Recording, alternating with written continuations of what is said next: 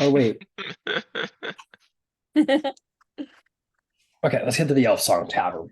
For whatever reason, your room is a little humid. There are people around. I'm like, what's going on in that room over there? And as I believe Ciela decided to share rooms with somebody. Yep, for Eva.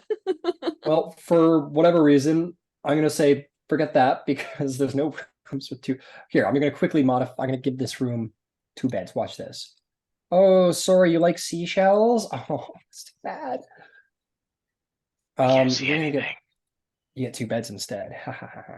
So, in the dark, Ciela, you're sitting there. Aoife's off doing something. Everyone's off doing something with their days. They're out. They're all out patrolling and watching. Everyone's like, "Man, what is Ciela up to?" Um, and you're chilling in there, and Screecher. suddenly the egg begins to move. Oh, begins to move. Begins to crack. It begins to crack and sunder until little pieces begin to fall off of the side, and a tail sort of whips out, kind of flails about for a second, and kind of lands. An arm sort of pokes out, clawed, and just sort of pushes, and you see like the back of it just sort of tears off as the wings expand. You see crawling from it a dragon, a fairly large dragon, about the size of a mastiff or like a German shepherd, a rather large sized creature. Would be considered a medium-sized creature. Emerges. It's sort of like, it's got all of the goo, let's just call it goo, sort of on it as it sort of spreads its wings out wide and stretches for the first time and sort of feels its jaw and its mouth as you see like the little teeth poking through. And I'm gonna post a picture of what the little monster looks like on the Facebook.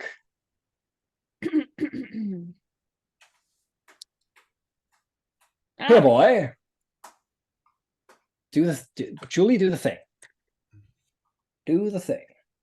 Work with me. Okay. And any second now. There it is. I'm gonna switch profiles. So cute. My god, look at her. Oh, that's a good point. Let's see if this is a boy dragon or a girl dragon. Yes. This is a girl dragon. Okay. Comes out, stretches its wings, and like rolls its shoulders, and sort of like looks up at you curiously, and sort of. And I speak to it in Draconic, and I say, "I'm your guardian." As you do, it sort of like tilts its head, like rotates its head at you. I'm gonna do the same. Make an animal handling check. Where's my D20? Where'd it go? Here it is. Natural 20. Natural 20, baby. Let's go. That is not a small dragon. That is a really fucking large dragon is what that is. Let's see if we can make it a little small. Hey, that's perfect. That's perfect size. We can't see. Oh fuck! This is all for my. This is all. I've been doing all this shit over here. Nobody's seen it but me. So there you go. There's your little dragon. Look at that baby. And it says, "Guardian." Guardian. You must be hungry. Hungry. Yes. Can you wait here? I'll get you some meat.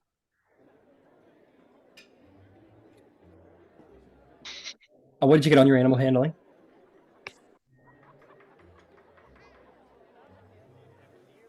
18 plus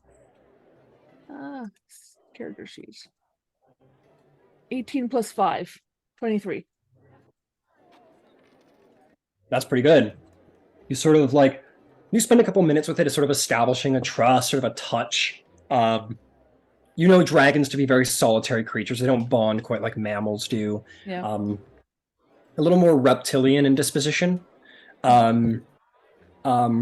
So you kind of establish that sort of connection, that protectiveness, and you say, like, give me a minute. And it seems to sort of like crawl around and move its body, but doesn't seem like ready to wreck shit. So you're like, okay, it's cool. Everything's cool. Go Alright. get food. Yeah, gonna get some raw meat from the butcher. Bring out a butcher. Some money on the table. How much? Mark off like a silver for like a bunch of meat. Okay. Come back. Nothing bad's happened. Seems to have done as it was told. Mhm. It's just kind of like walking around the room. It's definitely like already clawing a little bit on like the curtains.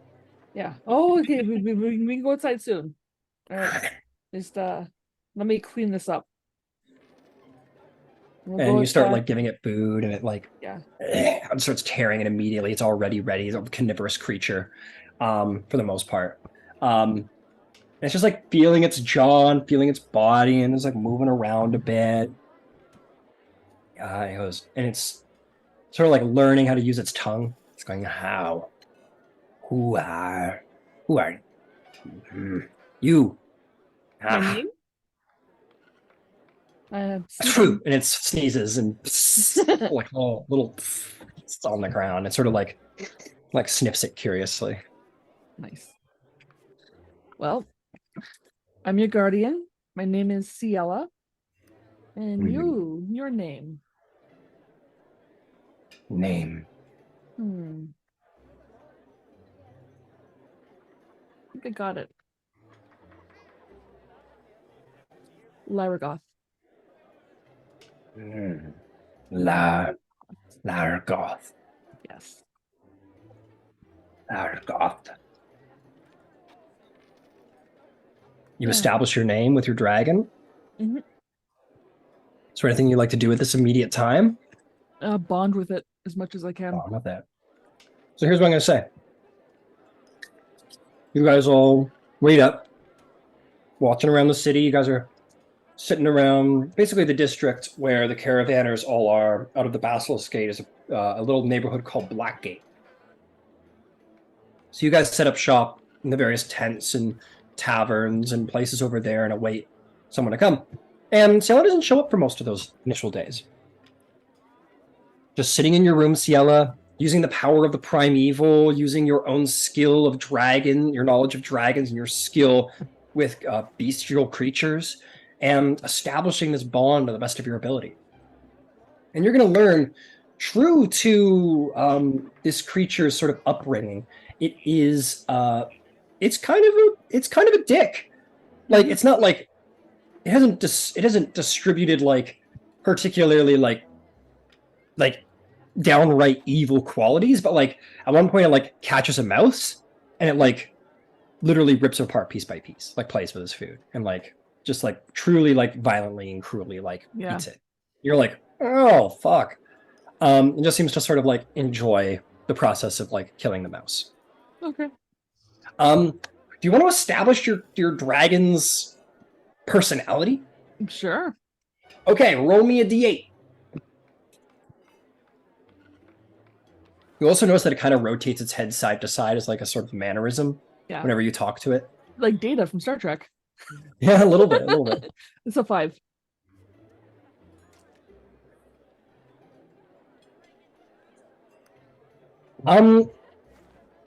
Every now and then maybe you like bring a book around here or there, or maybe there's some of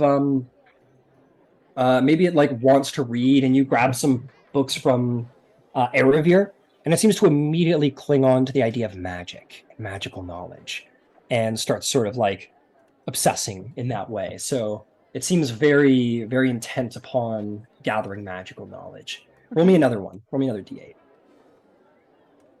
Very interested in magic. 6. The other thing you'll notice, it has a very sort of I will prosper even if you don't kind of personality. Like where you're talking about it and it goes like you're explaining like death to it or like violence to it and such, and like you need me to protect you because like there's a lot of danger out there, and it basically says I will outlast all. And it just basically has this idea in its head that like it will be stronger and outlast all things. And it just has a determination to like live and win, And basically. I would say, of course, well, you're gonna outlive me, and you're gonna outlive my friends, our friends, because they will watch I have over friends. you too. Yes. Yes. Make me another maybe a D6 for its ideal. 1.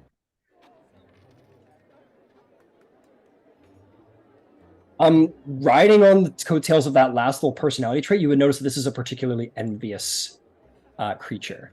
It seems to like want to achieve, and if you say like, oh, or he's like reading a book, he's like, oh yeah, like oh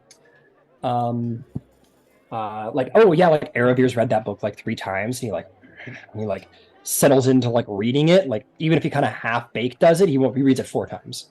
He seems like very sort of like a jealous creature. Competitive, maybe jealous and envious being the better word. Go ahead. Oh, that's it. That's his personality. Okay. After a couple days, you have bonded well enough with this creature that it's going to generally follow your commands. It certainly isn't established enough of an identity to decide like I need to be away and be on my own or anything like that. And it seems very to the point where you're like, okay, I could like other people are going to flip, but he doesn't get the nuance of that. If I were to take him out of this room, he'd probably behave himself.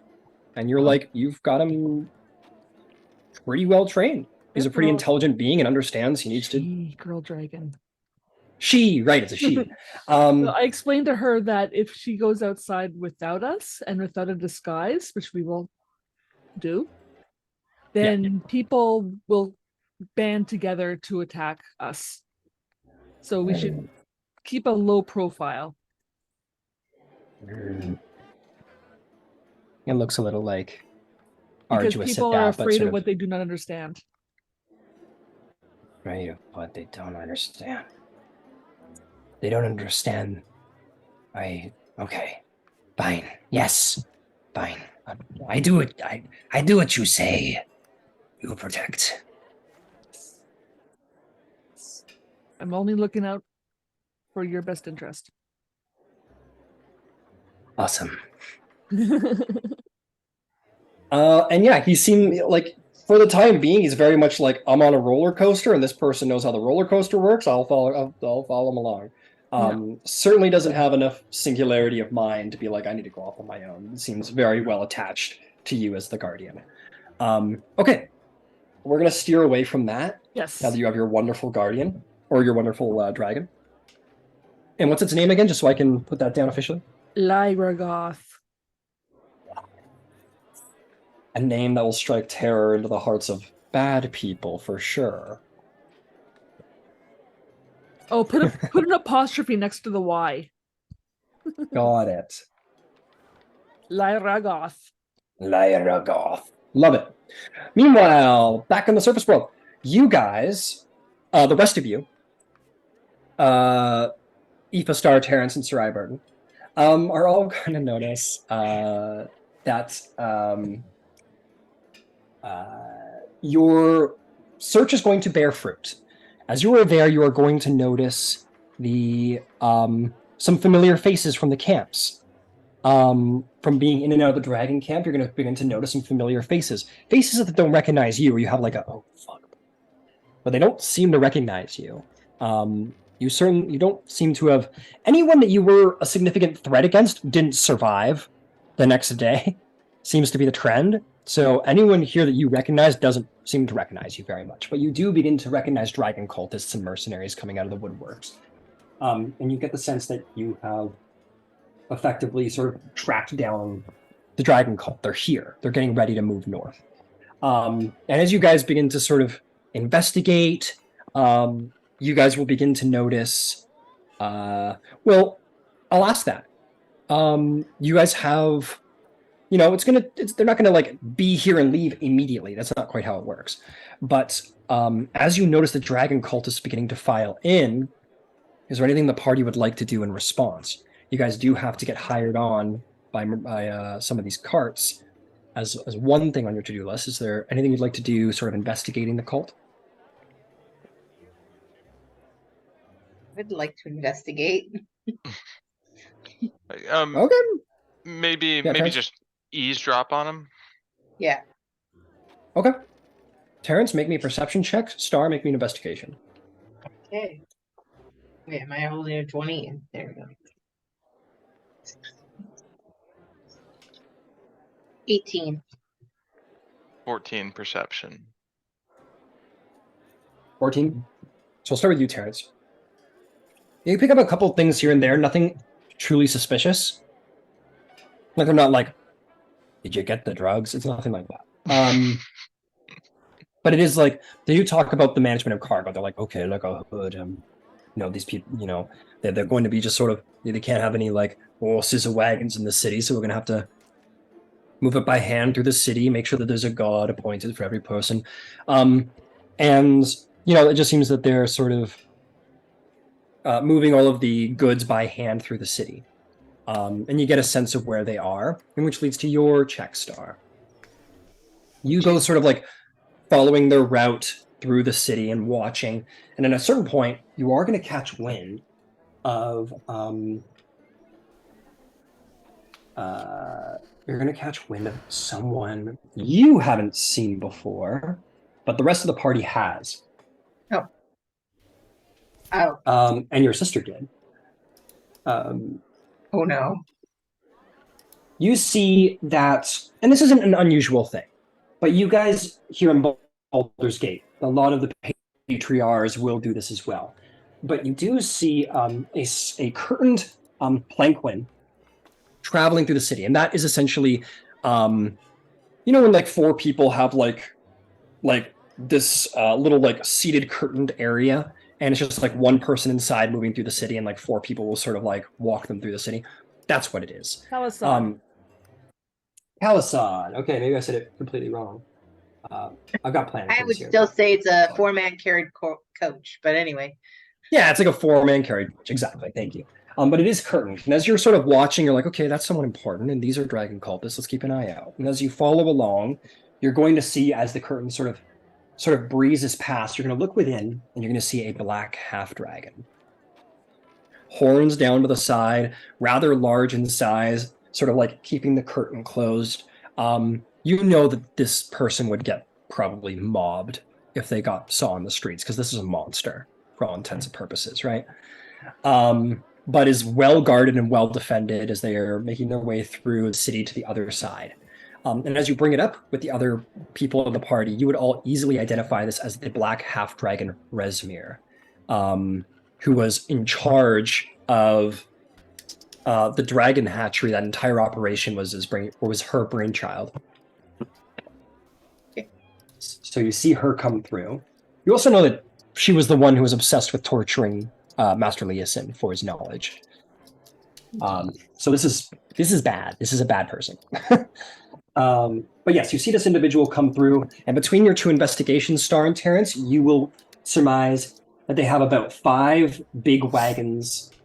They have 5 wagons and supplies that were ported through the city, and they're getting prepared to leave. Okay. Well, that's scary. Yeah, but we're gonna have to get hired on one way or another. Yeah. Okay. Well, we gotta get it done. Let's go. Okay. So you guys have been sitting around the taverns and tents and such. You definitely know who's going where. And now it's time to see if you guys get hired out. So, let's get that solved. So, who would like to go first and see if they get hired out?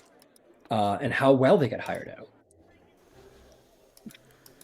I feel terrible. I'll go first. Fantastic. Star would be like, I'll do it. And then, I'll ask you, Star, are you trying to get hired onto a caravan with a fellow player, or do you want to just get hired by this person separately? It's all going to be part of the same train, but just a different employer, possibly. I would say it's best to be hired with someone else, just in case. Is there anyone you'd like to invite to tag along with you as you go to get hired? I'm pretty open to anyone that wants to join. So, I guess we were the first ones to spot it. yeah, let's go for that. All right, you two. You go to get hired. I would like the two of you to make me either a persuasion check or an athletics check to show this employer your prowess. Oh, okay. For persuasion. I flex To my convince them to muscles. take you on. I'm Yeah, gonna do you- persuasion. Right. Either flex your muscles or talk a big game. Oh, come on, fit. 12. Same. Same. Okay. You guys. Oh, I'm gonna give you your employer. You guys have one employee. Yeah, who's our employer? Yeah, who is our employer?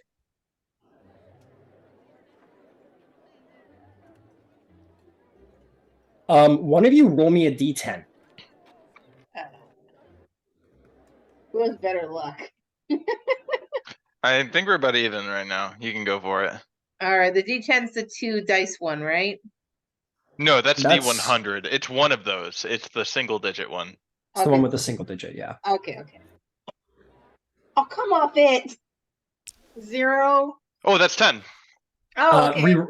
Re-roll because I only have 9 options here. Oh. So re-roll. Come on. 6. There we go. Much more reasonable. Wait, what? Okay. You guys find yourself talking to these 2 elven brothers. They're both moon elves. They both have this sort of purplish, like palish purplish skin with white hair. Let's see. One of the brothers sort of like communicates through like various gestures and looks to be some form of sign language. And the most particular person speaks British from language. Oh fuck! Okay, that's a high order. Never stops him from talking about music. Listen, he's like gesturing to his brother, and he says,